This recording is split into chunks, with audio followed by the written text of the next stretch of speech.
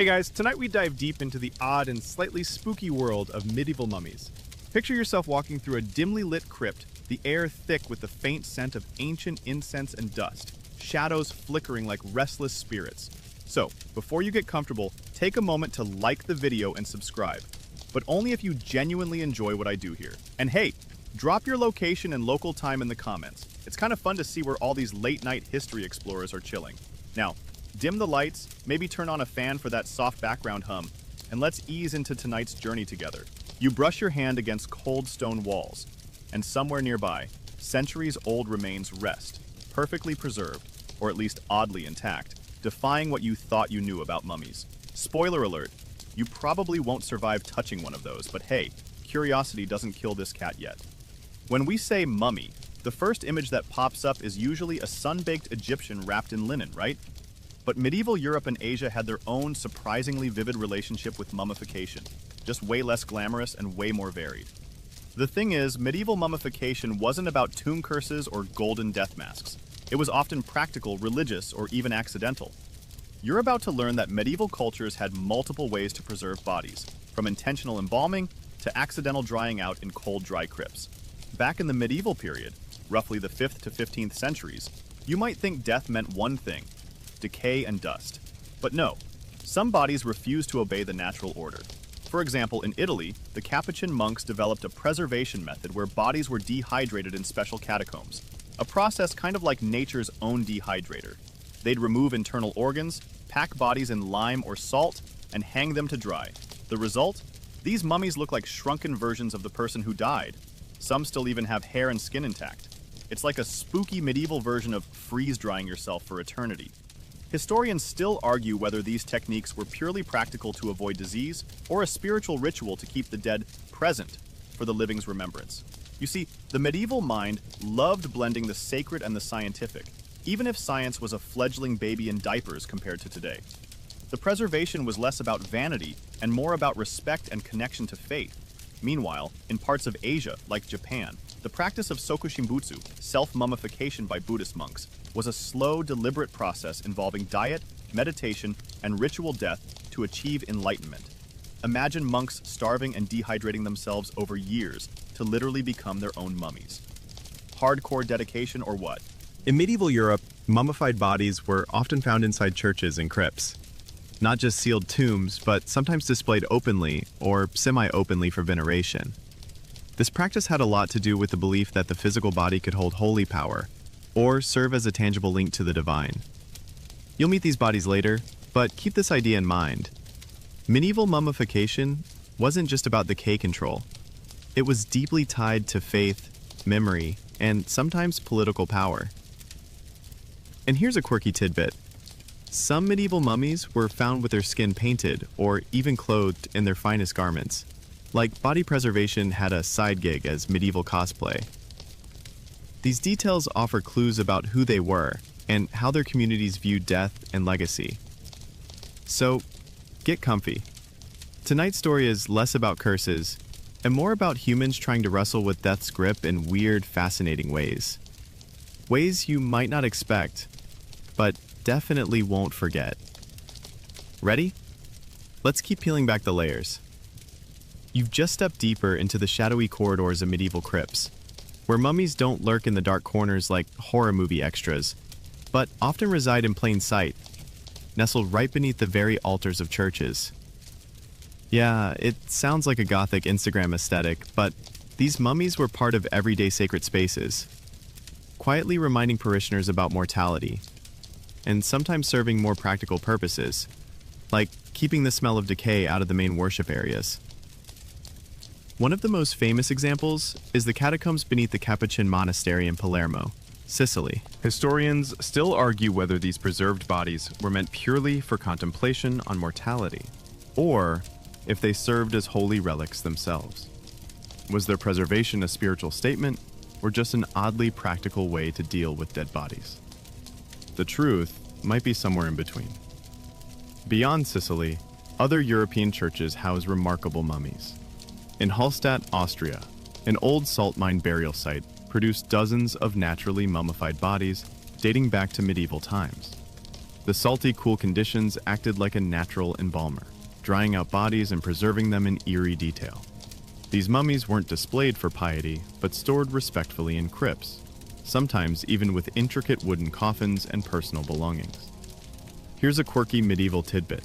Some mummies in crypts were said to weep or bleed, reports that sparked fear and fascination.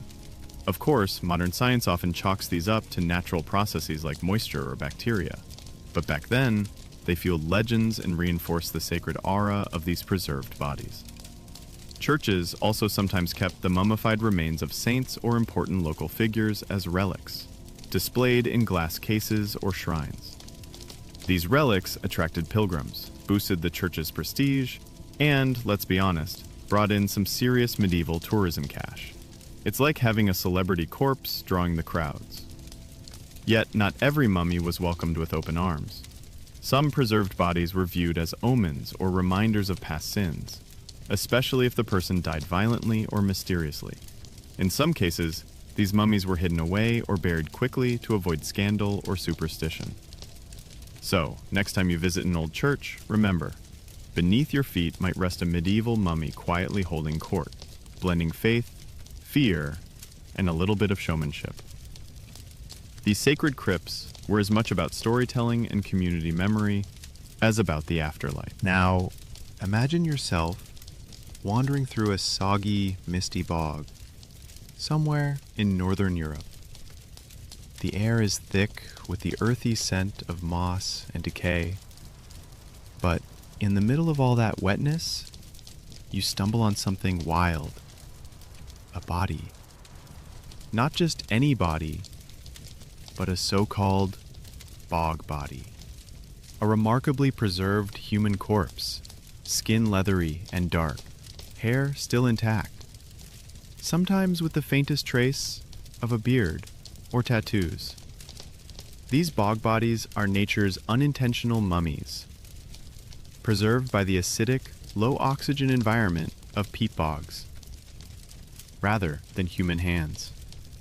What makes bog bodies so fascinating, and a bit creepy, is their connection to medieval folklore and ritual. Some of these bodies date back to the Iron Age and medieval times, and historians still argue whether they were victims of ritual sacrifice, executions, or unfortunate accidents. In medieval Europe, bogs were often seen as liminal spaces between the living world and the mysterious underworld. That eerie atmosphere gave rise to legends of cursed waters and restless spirits, adding a supernatural layer to these preserved remains. One famous example is the Tollund man, found in Denmark, whose serene face seems to smile eerily even after thousands of years. While technically predating the medieval era, Tollund and his fellow bog bodies offer clues to how early medieval peoples might have understood death and sacrifice. Scholars debate if similar practices or beliefs lingered into the Middle Ages, fueling folk tales about drowned souls trapped in bogs, or witches lurking in the mist. Here's a fun medieval quirk. Bog bodies sometimes have strange injuries. Nooses around the neck, stab wounds, or slashes, sparking tales of ancient justice or supernatural punishment. Some medieval texts even mention bodies preserved by bog waters as signs of divine wrath or warnings to the living. Talk about getting ghosted by nature. The natural preservation is no accident. The peat's acidic, oxygen-poor environment acts like nature's embalmer, stopping bacteria from breaking down the flesh. Skin turns dark and leathery, almost like cured leather, and internal organs can remain intact. This preservation method contrasts sharply with deliberate embalming or drying in crypts, showing just how varied mummification could be. What's even weirder? Some medieval folks might have stumbled upon these bog bodies and believed they were supernatural beings or cursed souls. That would explain why bogs inspired so many dark legends, from will-o'-the-wisps to haunted marshes. So, as you trudge through the mist, remember, these watery tombs aren't just gruesome oddities, but windows into medieval fears, rituals. You're now stepping into a dimly lit medieval apothecary. Shelves crowded with jars, powders, and the odd preserved eyeball. Wait, scratch that last one. Or maybe not. Medieval doctors and healers had a strange fascination with mummies, or at least the substances derived from them, believing that the dead could help cure the living. It sounds bizarre, but yes, mummy medicine was a legit thing for centuries. The main ingredient? Mummia, powder made from ground-up mummy parts, especially the blackened, resinous flesh of Egyptian mummies.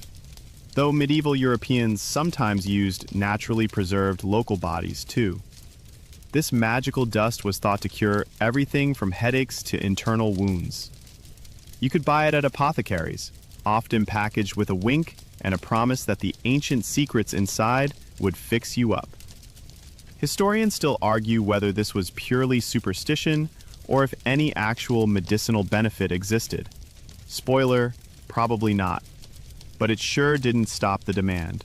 The belief had roots in the idea of sympathetic magic, using a part of the dead to affect the living. Plus, Mummia's dark, tar-like appearance made it seem potent and mysterious, which helped sales. Here's a quirky fact. Even famous Renaissance figures like Nostradamus recommended mummy powder for healing. The practice lasted well into the 17th century, despite growing skepticism. Aside from powders, medieval doctors sometimes dissected mummies to study anatomy, though they had very limited understanding compared to today. They hoped preserved bodies could teach them about diseases or human structure, but religious taboos often made such studies tricky. But it wasn't all science.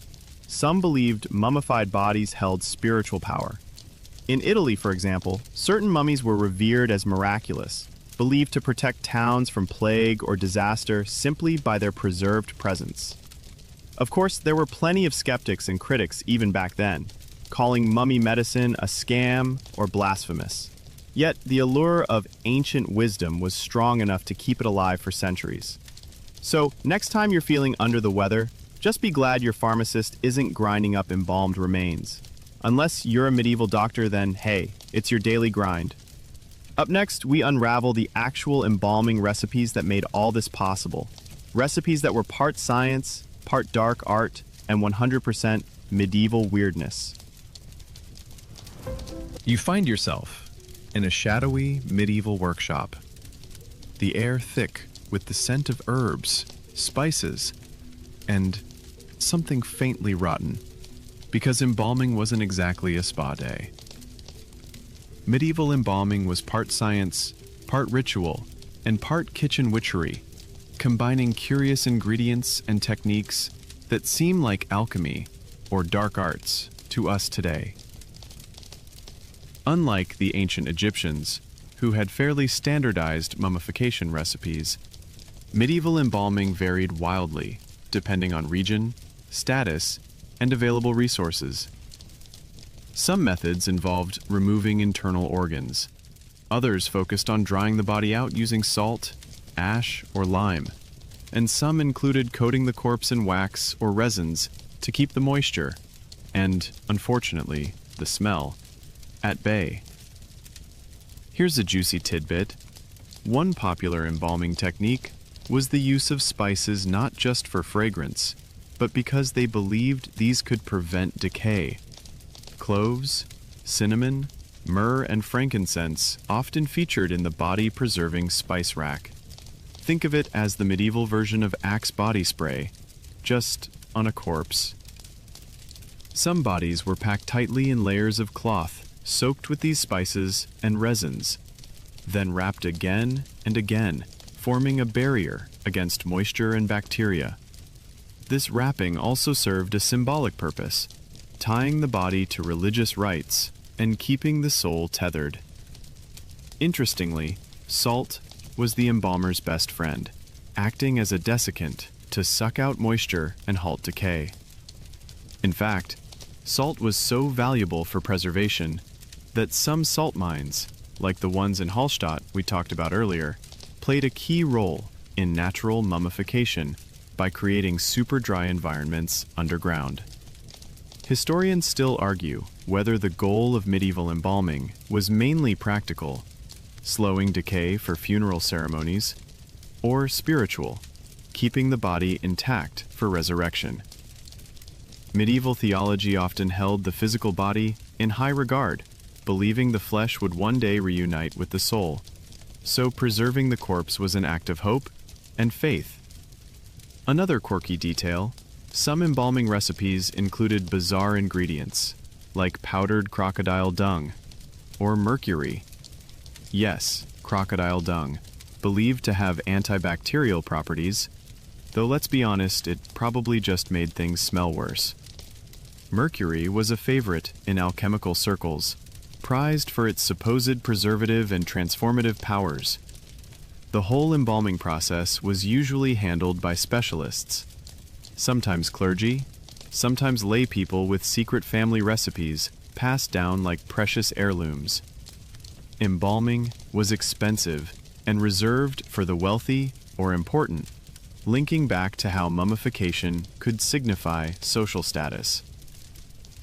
So, as you imagine medieval embalmers mixing their bizarre potions, remember. Next up, we'll crack open the myths about mummy curses. Because you know you want to hear if medieval people were as paranoid as Hollywood makes them out to be. Alright, let's talk mummy curses. But hold up. You're probably expecting tales of ancient Egyptians unleashing supernatural wrath, right? Well, in the medieval world, things were a bit different. The idea of a mummy's curse, as we know it, is mostly a modern invention, born from 19th and 20th century Egyptomania. But medieval people had their own set of fears and superstitions about preserved bodies.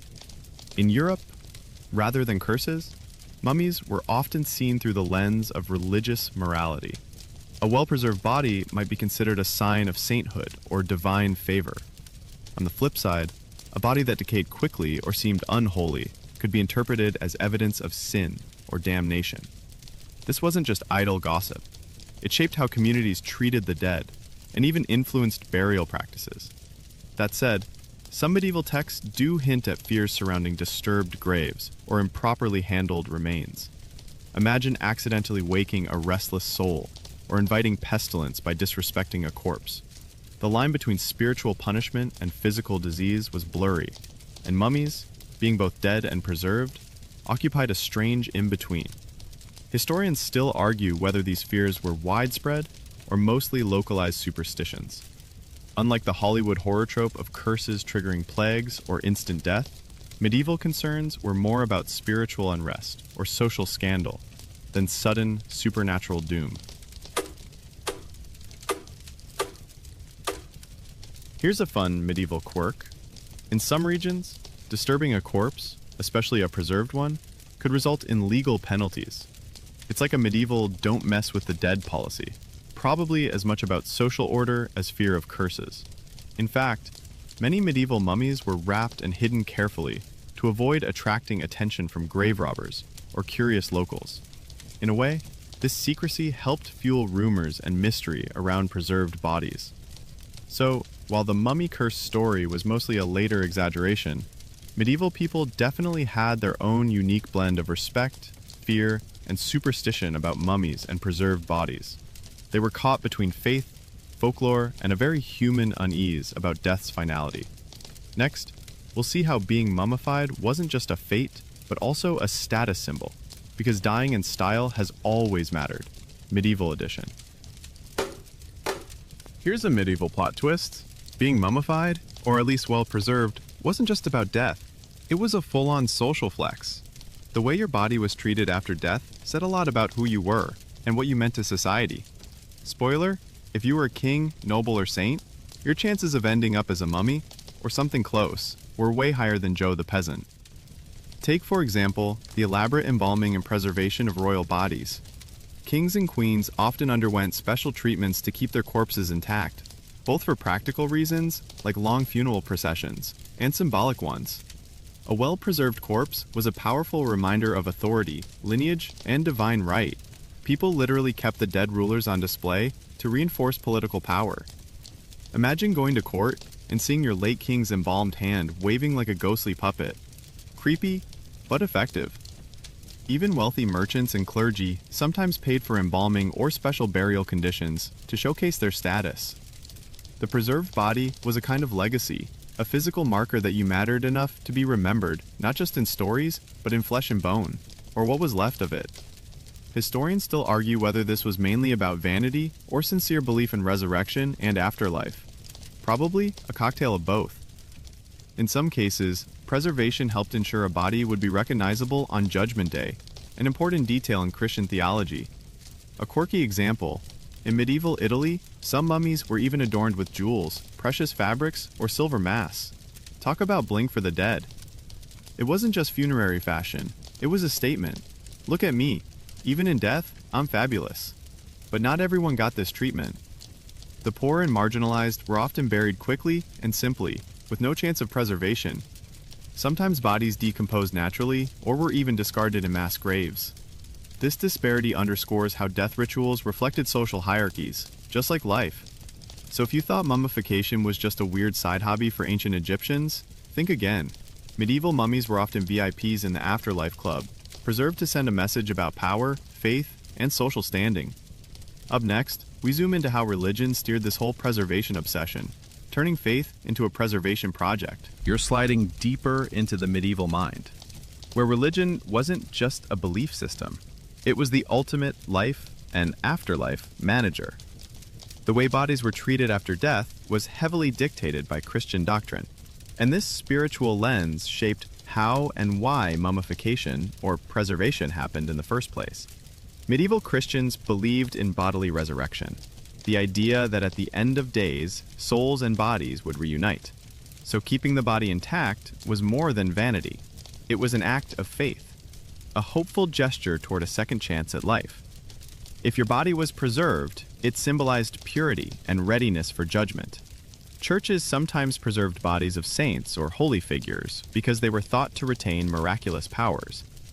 These incorrupt bodies, mummies essentially, were displayed for the faithful to venerate.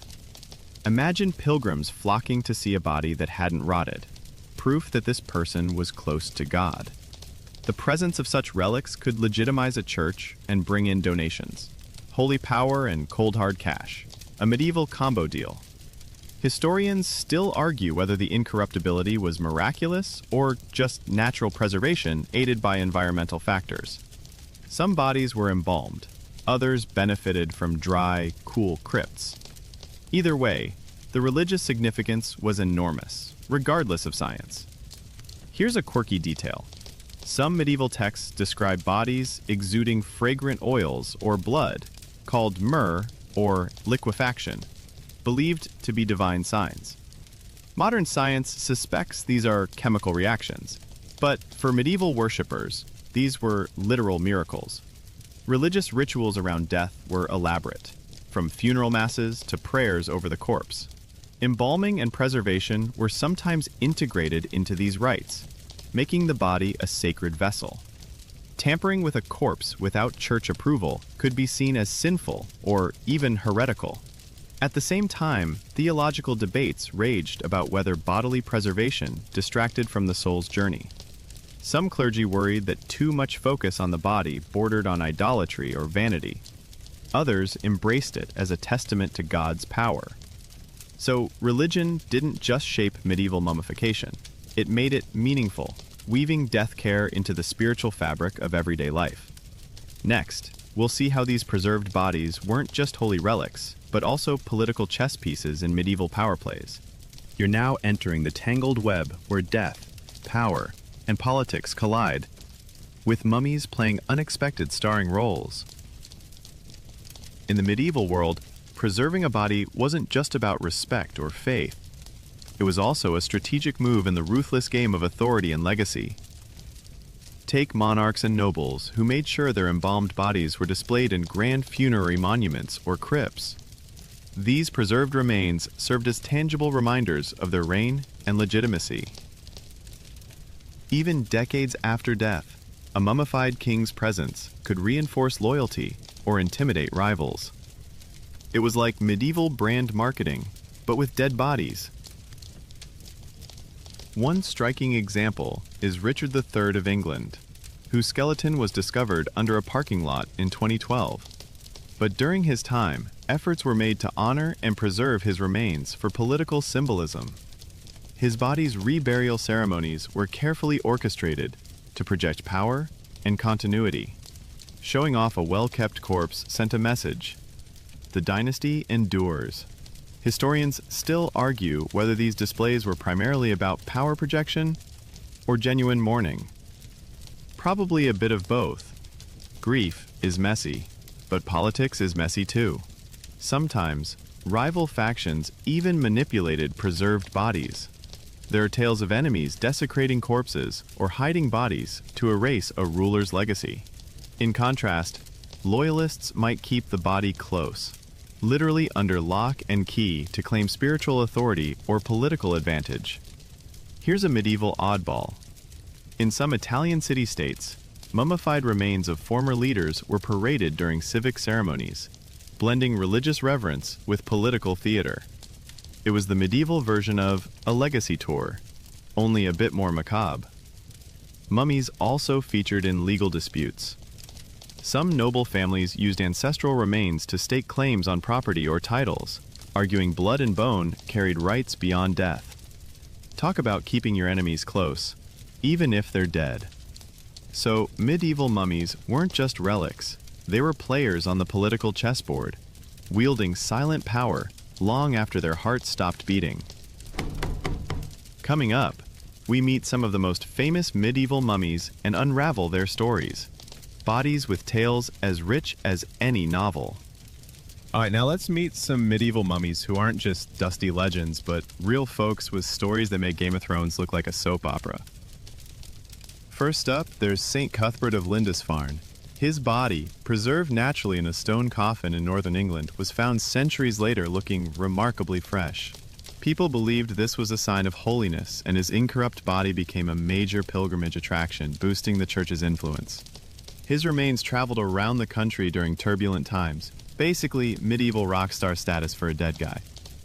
Then we have the mysterious lady of the Capuchin catacombs in Palermo, Sicily, who was embalmed and dressed in fine lace and jewelry, perfectly preserved. Scholars debate whether she was a noblewoman or a nun, but her serene expression and intact hair have fascinated visitors for centuries. Her display wasn't just a burial, but a statement about piety and status. Another wild case is the bog bodies of Europe, like the medieval Tulland man's cousin, the Lindau man found in England. His body was brutally killed but preserved in a bog, and medieval stories spun him as a human sacrifice or execution victim. His death offers grim clues about justice and ritual in medieval society. Historians still argue about how intentional some of these preservations were. Were they embalmed for religious reasons, or did nature just take over? The line blurs with each new find. Here's a quirky twist. Some mummies were discovered wearing full suits of armor or holding weapons, frozen mid-ceremony. It's like they prepared for the ultimate battle afterlife. Knights who couldn't quite hang up their swords. These preserved bodies give us a peek into the medieval world's complex relationship with death, status, and spirituality. They weren't just dead. They were stories waiting to be told. Next, we'll explore how these mummies inspired medieval art and literature, turning bones into legend. Now that you've met some of the medieval mummies in real life, Let's peek into how these preserved bodies seeped into the culture, into art, literature, and those spooky stories whispered around flickering fires. Medieval artists loved to remind everyone of death's power, and mummies were perfect symbols. They showed up in paintings and sculptures as macabre reminders called memento mori, Latin for remember you must die. Skeletons and preserved corpses were depicted holding hourglasses or sais, teaching people humility and piety. It was like medieval Instagram, dark, dramatic, and heavy on the symbolism. One of the most iconic artistic themes was the Dance of Death, or Dance Macabre, where skeletons lead people of all ranks, from kings to peasants, in a dance toward the grave. Though not literally featuring mummies, these images captured the same vibe of mortality's unavoidable grip, reflecting how preserved bodies and death rituals informed medieval attitudes. In literature, preserved bodies or deathly apparitions appeared in morality tales and sermons.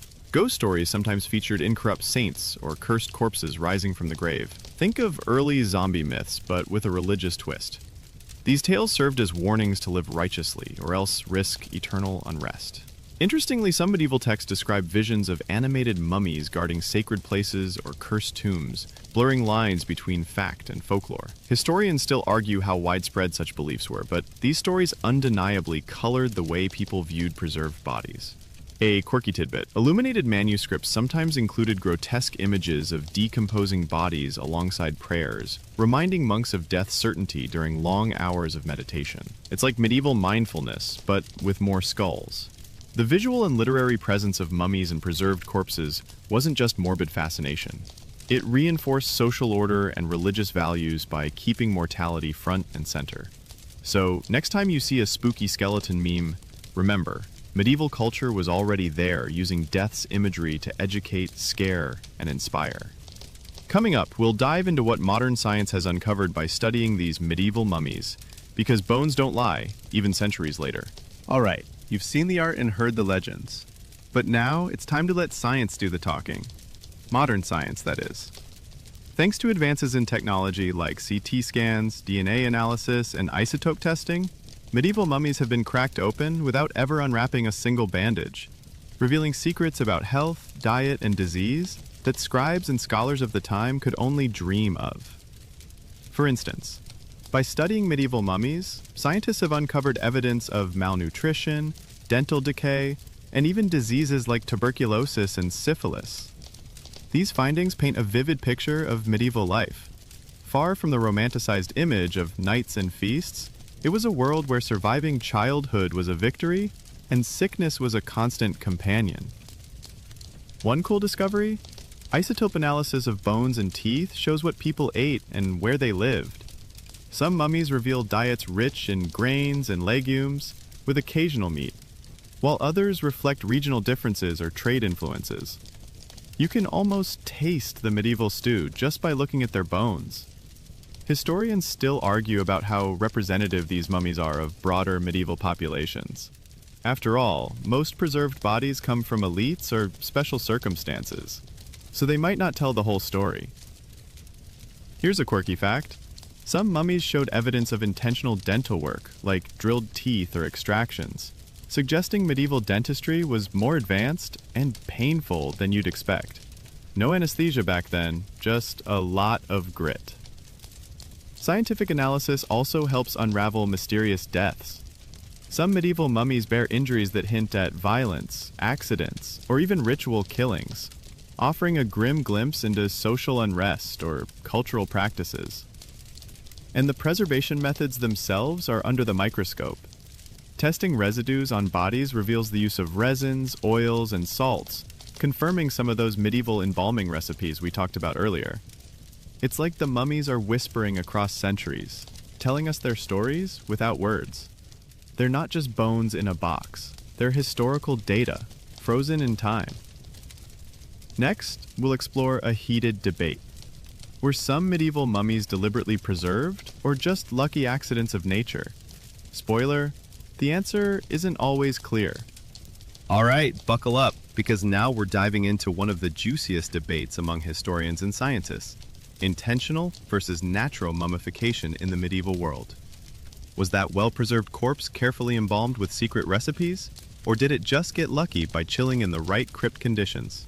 Spoiler alert, it's often a messy mix of both, and scholars still bicker over the details. Intentional mummification involved deliberate human actions, removing organs, applying preservatives, wrapping in treated cloth designed to keep the body intact. This practice was expensive and usually reserved for elites or religious figures. The Capuchin monks' catacombs in Sicily, where bodies were intentionally dried and preserved, are prime examples. On the flip side, natural mummification happens when environmental factors do all the work. Dry air, low temperatures, and certain soil chemistries can prevent decay. The Hallstatt bodies in Austria, buried in salt-rich mines, are natural mummies, salt acting like nature's embalmer. Bogs, which we talked about, are another natural preservation hotspot. Historians still argue whether some bodies thought to be intentionally embalmed might actually be natural mummies and vice versa. Distinguishing the two isn't always straightforward because medieval embalmers sometimes used simple methods that mimicked natural processes. A quirky point, in some cases, bodies were partially embalmed then left to dry naturally, creating hybrid preservation. Think of it as medieval DIY embalming kits, combined with Mother Nature's help.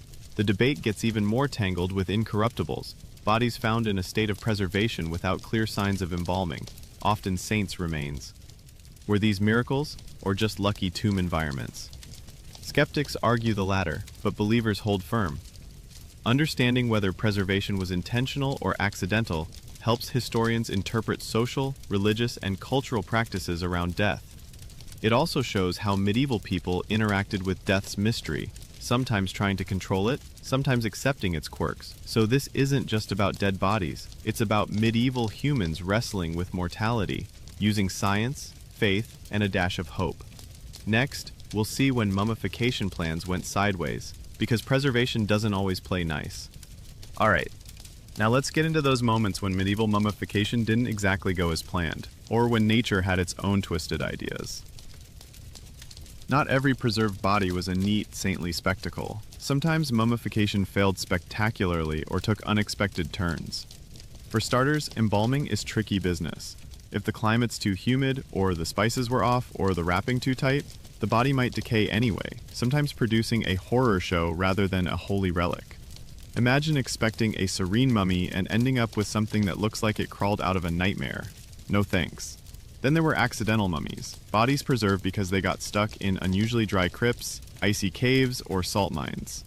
These were intentional but ended up offering historians precious insights. Some of these bodies still have hair, nails, even clothes intact, turning burial sites into impromptu museums. But sometimes, nature took preservation in odd directions. In peat bogs, bodies could turn dark as leather, their skin almost tattooed by centuries of acidic water. Others might show strange fungal growths or mineral deposits, creating natural sculptures more than preserved corpses. Historians still argue how medieval people reacted to these failed mummies. Were they scared? Did they see them as warnings, curses, or miraculous signs? Some records suggest that weirdly preserved bodies inspired both fear and reverence. Here's a quirky tidbit. In some places, people believed mummified bodies could walk or haunt the living if not properly buried, a belief that fueled vampire and revenant legends. So, when mummification went sideways, it didn't just mean decomposition, it meant storytelling gold. Also, grave robbers and souvenir hunters didn't help. Bodies were sometimes disturbed, stripped, or moved, turning preservation efforts into chaotic messes. This interference added layers of mystery and confusion for modern scientists trying to piece together history. So, failed preservation wasn't just decay.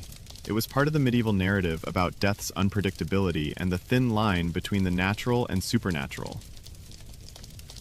Next, we'll wrap up with how medieval mummies still captivate us, lingering in museums and minds today. Here we are, at the grand finale of our journey through the odd and eerie world of medieval mummies. These preserved bodies, whether carefully embalmed or nature's lucky finds, still linger in our museums, stories, and imaginations, casting long shadows that stretch far beyond their own centuries. Medieval mummies haunt galleries and crypts worldwide, drawing visitors fascinated by the mystery and the humanity frozen in time. They're more than relics. They're storytellers, whispering secrets about faith, power, culture, and mortality. Each wrinkle, each stain on their skin, speaks volumes about the lives they once lived and the worlds they inhabited. Historians, scientists, and even artists keep debating and reinterpreting these bodies, peeling back layers of history and myth. They challenge our modern notions of death and remembrance, reminding us that preservation isn't just about bodies. It's about memory and meaning. And let's be honest, medieval mummies are kind of the original undead influencers, holding sway over centuries and captivating us with their silent charisma. From crypts in Italy to peat bogs in northern Europe, their legacy is as diverse as it is haunting. Here's a little fun fact to close. Some museums now use 3D scanning and virtual reality to let you meet these mummies without disturbing a single bone. It's like medieval history meets futuristic tech, a reminder that even ancient death can be cutting edge. So, as you lay your head down tonight, remember the medieval mummies. silent witnesses to a world obsessed with life after death, power after the grave, and stories that refuse to die. Now, dim the lights, maybe turn on a fan for that soft background hum, and let's ease into tonight's journey together. The shadows grow long, and the whispers of the past gently fade as you drift toward rest. The cold stone walls and silent crypts soften into the quiet hum of your room. The mysteries of medieval mummies settle into gentle dreams, no longer eerie but simply echoes of human lives, complex, fragile, and timeless. Let your breath slow, your mind wander softly through ancient halls where faith met death, and stories linger like a comforting presence. Sleep now, cradled by history's embrace, knowing that every ending is also a beginning. Sweet dreams.